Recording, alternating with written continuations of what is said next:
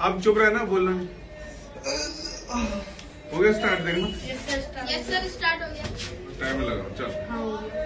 But video काट देंगे इतना स्टार्ट। मैं भी आ रहा हूँ भाई।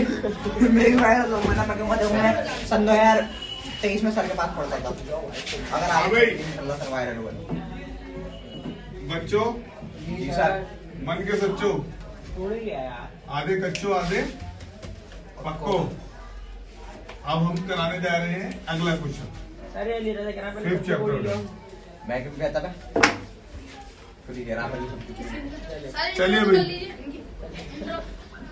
हाँ भाई, अब आपके पास जो है वो क्या चल रहा है, यहाँ पे चल रहा है 5.2 का क्वेश्चन नंबर जो है वो फोर्थ चल रहा है। मैंने आपको क्वेश्चन ज्यादा करने के लिए आप लोगों ने करा नहीं सर, नहीं करा। पैन का है? अरे मेरा वाला था। पैन का है? पैन इसमें का और मेरा फोन उठ गया ना सर। मिल गया आंसर। मैंने क्वेश्चन आपको करने के लिए दिया। चलिए आप देखते हैं आपने करा है नहीं करा है। शांत रहेंगे जरा बेटे, शांत रह जाओ आराम से। आप क्वेश्चन नंबर 3rd का मैंने आपको घर पे करने के लिए अभी करने के लिए दिया है 3rd पार्ट। अंसारी साहब जरा चुप हो जाए।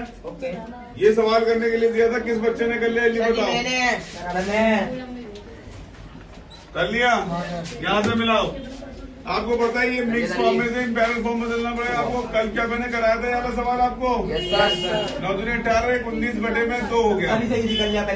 ठीक है, आपको पता है कि ये जो आप पहले टर्म डाल देंगे, 1 टर्म है, ये 2nd है, ये 3rd है और ये आपका क्या है 4 है। कौन सा टर्म है आपका? 4th टर्म है। 19/2। ये है हमारा क्या चीज है भाई, हमारा 4 है। इसमें आपको साफ पता चल रहा है कि फर्स्ट टर्म आपको दिया हुआ है, जो ए होता है वो A1 होता है, वो बराबर 5 आपको दिया हुआ है। ठीक है, और A2 आपको निकालना है, A3 आपको निकालना है, A4 आपको दिया हुआ है, A4 बराबर 19/2 दिया। जब फर्स्ट टर्म निकालना तो इसी को खोल लेते हैं, और जब फर्स्ट टर्म ना दिया तो आपको भी मैंने सवाल जो कराया उसकी तरह करते हैं। तो अब हम यहाँ बात ये कर रहे हैं कि हमें A4 को क्या लिख सकते हैं तोड़ के? A4 को 3D बराबर में 19/2 लिख सकते हैं। 3D क्यों लिख सकते हैं? मैंने बताया था टर्म निकालने का फॉर्मूला होता है आपके पास AN = A प्लस ब्रैकेट में -1D। यानी जो भी टर्म यहाँ लिखोगे उससे एक कम लिखना पड़ेगा यहाँ पर। मान लो आप 14 टर्म निकाल रहे हैं तो आपको यहाँ 4 में से 1 घटाएंगे, कितने 3D लिखना पड़ेंगे। मान लो आप यहाँ पे 50वां टर्म निकाल रहे हैं तो आप क्या करेंगे यहाँ पर 49D। यानी इसके मुकाबले एक यहाँ कम लिखना पड़ता है। उस लिहाज से मैंने A4 का जो है 3D लिख दिया आपको 3D। अब A की वैल्यू आपको यहाँ पे दी हुई है, फर्स्ट टर्म जो है वो 5 है, 5 लिख देंगे और 3D ऐसे उतारेंगे, 19/2 ऐसे उतार देंगे। अभी 5 जो यहाँ प्लस का उधर जाएगा तो माइनस का हो जाएगा। यहाँ 19/2 लिखेंगे, 1 माइनस कर देंगे यहाँ पर 5। ठीक है, जब आप यहाँ -5 करेंगे इसके अपॉन में कुछ नहीं तो 1 डाल देंगे। क्या डाल देंगे? 1। अब आप इसकी कैलकुलेशन करते हैं, 2 एकम 2 आता है, 19 एकम 19 आता है, और आप क्या करेंगे 5 × 10 डाल देंगे इसे। मेरी उम्मीद करते हैं आपको समझ में आ रहा होगा। अब आपने बटरफ्लाई मेथड से क्रॉस मल्टीप्लिकेशन से आंसर निकाला, 19 एकम 19 यहाँ लिख दिया और 5 × 10 यहाँ लिख दिया, बीच का निशान था वो लगा दिया। अब आपको पता है कि यहाँ से घटाएंगे तो क्या हो जाएगा? 9/2 बचेगा। अब आप जानते हैं यहाँ 3 गुणा में तो इधर बटे में चला जाएगा, तो 9/2 × 3। 3 से 3 काटेंगे तो कितना हो जाएगा? 3 3 से 9, 3/2 आंसर आ गया। अब आपको D भी मिल चुका है, अब आपको A भी मिल चुका है। जो आप चाहिए वो निकाल लीजिए। क्या निकालना है आपको? A2 A3 निकालना है। तो A2 = लिखते हैं एक कम इससे, यानी D लिख देंगे 1D। 1 शो नहीं करते इसलिए D कहलाएगा ये। अब सवाल यहाँ पे आता है कि आपने A की वैल्यू क्या दी हुई है? 5, यहाँ 5 लिख देंगे। अभी हाल फिलहाल में आपने D की वैल्यू, बेटा चुप हो जाओ, आराम से बोलो, क्यों बोल रहे हो? कितना देख रहा हूँ, पढ़ा रहा हूँ, वीडियो भी बन रही है। अब बोलोगे तो वो जो समझने वाले हैं वीडियो पे क्या सोचेंगे कि बच्चे तो बड़ा शोर मच जाते हैं, हमें क्या समझ में आ रहा है, तो इसलिए ना बोलो। ठीक है, चलो जरूरत की काम की चीज बोलो, फालतू ना बोलो। A बराबर 5 है, D हमारा क्या दिया देख के बताओ, क्या निकाला आपने? 2 निकाला है। इसके अपॉन में डिनोमिनेटर कुछ नहीं है, अंसारी साहब तो क्या होगा? डिनोमिनेटर 1 होगा। अब आप बटरफ्लाई मेथड से भी सॉल्व कर सकते हैं। 2 × 2 5 2 10, 3 1 3 प्लस हो गया। कैसा लगा भाई आपको? अब आपने क्या करा, इसे 13/2 लिख दिया, ये आपका A2 आ गया। क्या आ गया? अब आपको क्या निकालना है? A3 निकालना है। A3 के लिए मैं अनस साहब से पूछूंगा, मैं अगला स्टेप क्या लिखूं, तो क्या बताएंगे अनस साहब? Sir A + 2D। A + 2D। अब मैं उनके बगल में बैठे नवेद साहब, उनसे पूछूंगा A और D की वैल्यू क्या पुट करूं? A की जगह क्या रखूं? A का मान क्या दिया हुआ है यहाँ पर? 5 रख देंगे। अब मैं अंसारी साहब से पूछूंगा D की वैल्यू क्या निकाली थी, मैं क्या पुट करूं? अंसारी साहब बताएंगे 3/2। तो मैंने यहाँ पे 3/2 वैल्यू पुट कर दी। अब हमने देखा कि मल्टीप्लाई से ज्यादा डिवाइड भी हो रहा है।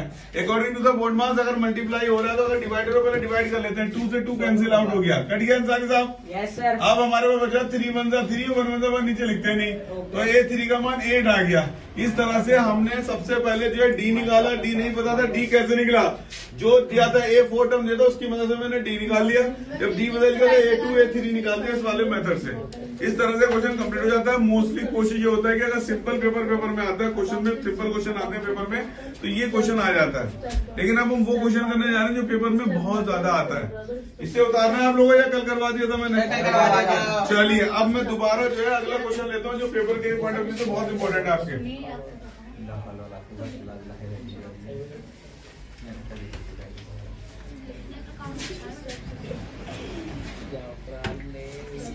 अब वहाँ पे कोई बच्चा बैठा होता पॉज कर देता, पॉज होता रहता तो सही रहता।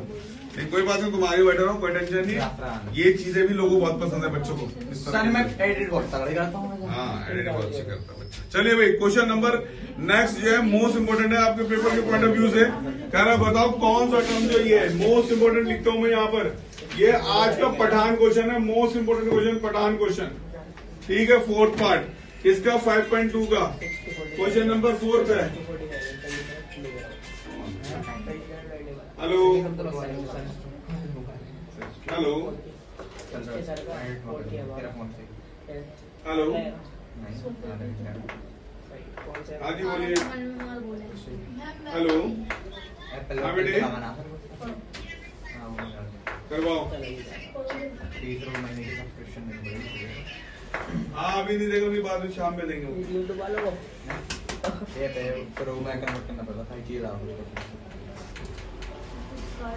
हाँ भाई जी जनाब। हमारा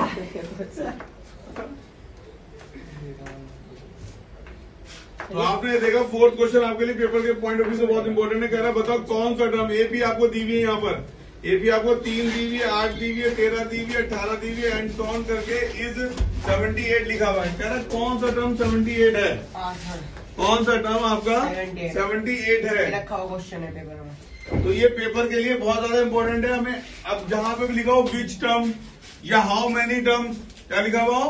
विच टर्म्स, हाउ मेनी टर्म्स, तो समझ लेना यहाँ पर जो बात चल रही है वो चल रही है एन निकालने की। क्या की बात चल रही है? एन निकालने की बात। जब भी लिखा हुआ था हाउ मेनी टर्म्स, क्या लिखा था?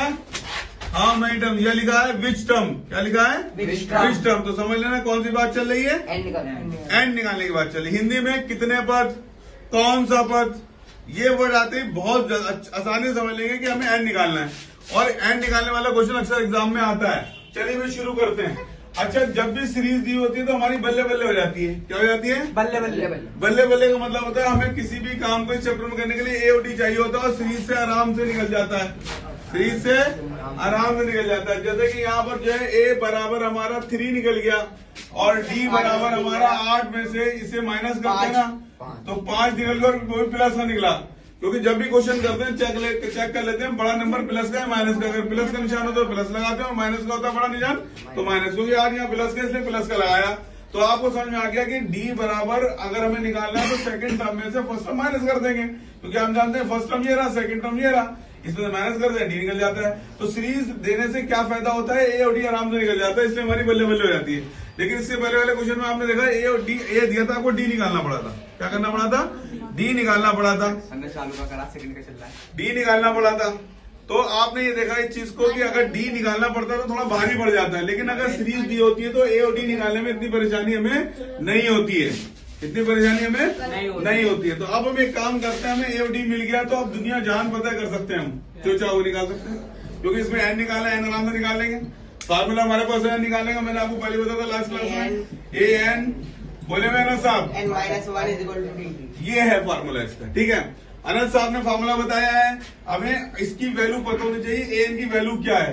एक्चुअली जो लास्ट में लिखी हुई होती है उसे ए एन मानते हैं, जो लास्ट टर्म भी कह सकते थे। मैंने आपको लास्ट टाइम डिस्कस करा था, अगर आखिरी टर्म गिवन है, कौन सा टर्म पूछा, वो ए एन होता है। हमें नहीं पता कौन सा, उसे एन मान लेते हैं या उसे एल मान लेते हैं, बात वही है। तो हम इसे एन मान के चलेंगे। एन हमारा कितना दिया है, यहाँ पे 78 दिया हुआ है। जो टर्म पूछे कौन सा टर्म है उसको हम एन मान लेते हैं। वो एन की जगह हमने 78 लिख दिया है, ए की वैल्यू 3 डाल दी है, हमें एन निकालना है, उसको ऐसे लिखेंगे। और डी की वैल्यू भी हमारे पास 5 आ गई, इसलिए हमने डाल दिया। अब बहुत से टीचर्स क्या करते हैं, इसकी मल्टीप्लाई करवा देते हैं, उससे क्वेश्चन जो है बहुत हार्ड हो जाता है। तो हमें आसान क्वेश्चन करना है। आसान क्वेश्चन करने के लिए कभी भी इसकी मल्टीप्लाई इसमें मत करना। हमें क्या करना होगा, हम इससे इसकी मल्टीप्लाई करेंगे। अब इससे इसकी मल्टीप्लाई करेंगे तो सॉरी, इसको उठा के इधर लेके आते हैं, इसकी मल्टीप्लाई नहीं करते। ये प्लस में इधर उठ के आएगा तो क्या हो जाएगा, माइनस हो जाएगा। और इसको अभी एज इट इज लिखा रहने देंगे, इसको नहीं छेड़ेंगे बिल्कुल भी, क्योंकि इसका बाप पुलिस में, इसको छेड़ने की जरूरत नहीं है, तो थाना पुलिस हो जाएगी, ठीक है। अब उसके बाद इसमें से घटाएंगे तो हम 3 माइनस करते हैं तो कितने बचेंगे, 75 बचेंगे। अब आपको पता है जो चीज यहाँ मल्टीप्लाई में होती है उसे भी मल्टीप्लाई नहीं करेंगे, उसे उठा के चले जाएंगे डिवाइड में, ताकि ये सिंपल हो जाए। अब 5 के टेबल में 75 आता है, कितनी हिसाब आता है, 5 1 5 5 25, यानी 5 के टेबल में 75 जो आता है वो 15 हिसाब पे आता है। और आपको पता है -1 इधर है, इसे उठा के इधर ले आएंगे तो इधर आके प्लस हो जाएगा। तो एन बराबर आंसर क्या आएगा, 16। तो पता चला 16वें पद का मान जो है 78 था। क्या पता चला, the value of the 16 term is 78। It's your answer. I think समझ में आ गया हो आपको। अगर हमें आपको समझ में आ रहा है, हमारे चैनल को लाइक करिए, शेयर करिए और कमेंट जरूर करिए। और सब्सक्राइब तो आपको करना लाजमी है, कि ताकि नेक्स्ट वीडियो जो है आपको आपकी इन्फॉर्मेशन मिल जाए, ठीक है। इसी के साथ वीडियो खत्म होती है, धन्यवाद।